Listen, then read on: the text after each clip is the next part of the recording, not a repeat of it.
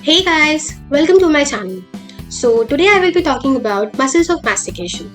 So this topic is a very small topic, yet it is one of the most important topics of the entire BDS, right? I don't think this topic will ever be asked entirely as a 10 marker question, but yes, it can be a part of it. It can also come as a 5 marker or a 3 marker question, and it is an art that you answer the question according to the marks of the question it has, right? So in today's video, we will be learning about all the muscles, their origin, their insertion, you know, blood supply, nerve supply, and of course the action. Okay, so I think let's begin. Before we start with the video, I need you all to understand the basic anatomy of the mandible. There are certain landmarks that you always need to remember. You know that this is your coronoid process, this is your condylar process, this is your coronoid notch, this is your masseteric notch, the entire ramus of the mandible, base of the mandible, and your alveolar process. Apart from this, there are two more important landmarks. One is your medial surface of the mandible, and of course the pterygoid fovea. So pterygoid fovea is present somewhere here on the interior aspect of your condyle. Okay, so let's move ahead. There are four primary muscles of mastication. Four primary muscles of mastication, namely temporalis, masseter, medial, and lateral pterygoid. So this temporalis is a fan-shaped muscle present here.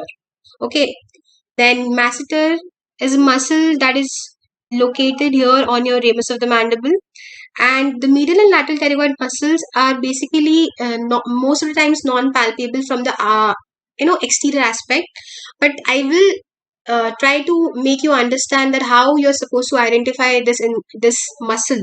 Okay, let's move ahead. Okay, apart from your four primary muscles, you have to remember that there are certain accessory muscles as well. So, namely digastric, mylohyoid, stylohyoid, and geniohyoid. Okay, and this is a diagram representing your suprahyoid muscles and intrahyoid muscle. Okay, so the first muscle that we are going to talk about is a temporalis muscle. So, a very important feature is that it is a fan-shaped muscle. Now, look at this muscle. This actually depicts like a fan, right? Okay, and the origin of this muscle is your temporal fossa and temporal fascia. So, this is your temporal bone. So, it has a fossa. That temporal fossa originates this muscle, right? Then, about the insertion, you have coronoid process and anterior border. So, look at this. This is your coronoid process, and this is your anterior border of ramus. So basically, these are your insertions and origin, and it is very easy. You just have to remember the diagram. Then about the blood supply. So most of your blood supplies are from maxillary artery, and most of your nerve supplies are from mandibular nerve. So maxillary artery and mandibular nerve.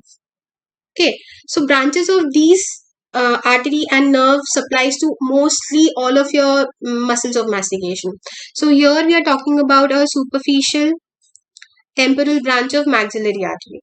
So here somewhere around your external acoustic meatus, behind that there's a artery that goes upwards and supply your scalp. So that is a superficial temporal artery, and your nerve supply is deep temporal nerve. So action of this muscle is jaw elevation. So while you close your mouth, touch your temporal area, so you will feel a tension in the muscle. That muscle is exactly your temporalis muscle. Moving on to next muscle, that is masseter. So see, this is your masseter muscle. In order to feel the masseter muscle, I would want you all to clench your teeth, clench your maxillary and mandibular teeth, and feel the tension on your ramus. That muscle is exactly the masseter muscle that we are going to talk here. So origin of this muscle is zygomatic arch and zygomatic process. Before that, I want you all to know that it has three parts, or this muscle is remembered in three parts. So one is the superficial fiber or superficial layer, middle layer, and deep. So I will number them 1, 2, and 3. So the origin of superficial is your anterior 2/3 of lower border of zygomatic arch. Then about your middle, you have posterior 1/3 of lower border of zygomatic arch, as well as anterior 2/3 of deep surface of zygomatic process. And your deep is about the deep surface. Okay, so when you write the answer, you have to write in these terms only: superficial, middle, and deep. Superficial is by anterior 2/3 of lower border of zygomatic arch. Second is your middle, so it has two origin: posterior 1/3 of lower border and anterior 2/3 of deep surface. And the rest of the deep surface originates deep layer, right? So let's talk about insertion. So insertion, when you look at this muscle, you will know, look at this picture, you will know that this is your lateral surface of ramus, right? So your insertion is lateral surface of ramus of mandible. And blood supply, masseteric vessels, that is masseteric artery, masseteric vein. Okay, and the nerve supply is your masseteric nerve of mandibular nerve, and these are your maxillary artery K branches, right? So actions, okay, jaw elevation and retraction, right? Moving on to next muscle, okay, medial pterygoid. So first of all, I want you all to identify muscles of this lateral pterygoid and medial pterygoid. So remember ki whenever you will be talking about medial and lateral pterygoid, you will have a diagram stating something like this. So the muscle that goes horizontally is your lateral pterygoid, and the muscle that goes downward or which is vertical is your medial pterygoid, right? So here, this muscle that goes downward, we are talking about medial pterygoid. Again, when we talk about medial pterygoid, it has two heads. Okay, one is your superficial head, one is your deep head. So the superficial head, it originates from maxillary tuberosity. So maxillary tuberosity is behind your last molar present in the mouth. Okay, and deep layer or deep surface. So it is from medial surface of lateral pterygoid plate. So where exactly this plate is, see, this is your nasal process. Somewhere near this, you have two plates: lateral pterygoid plate, medial pterygoid plate. Okay, so here we are talking only about lateral pterygoid plate. We are not concerned about medial pterygoid plate at all. So only lateral pterygoid plate. This lateral pterygoid plate will have two surfaces. One is your medial surface, one is your lateral surface. So the medial surface of the lateral pterygoid plate will originate medial pterygoid. Lateral surface of this lateral pterygoid will originate lateral pterygoid. Okay?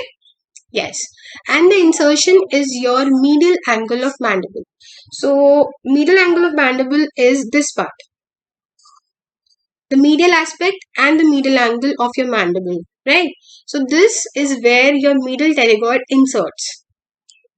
Blood supply of medial pterygoid is by facial artery and lingual vein. Now, how will you remember this? You remember when the external carotid artery divides, it enters into the face through the angle of mandible as facial artery. So, exactly that facial artery is here supplying this medial pterygoid muscle. And the nerve supply is through medial pterygoid branch of mandibular nerve. So, this mandibular nerve has three trunks, mainly the mixed trunk and the anterior and posterior one. So this medial pterygoid originates from the mixed trunk. Action is again jaw elevation and side to side movements. Okay, lateral pterygoid muscle. So when we talk about lateral pterygoid muscle, we have upper head and we have a lower head. Okay, so this is your lateral pterygoid muscle, the muscle that goes horizontally. So upper and lower head.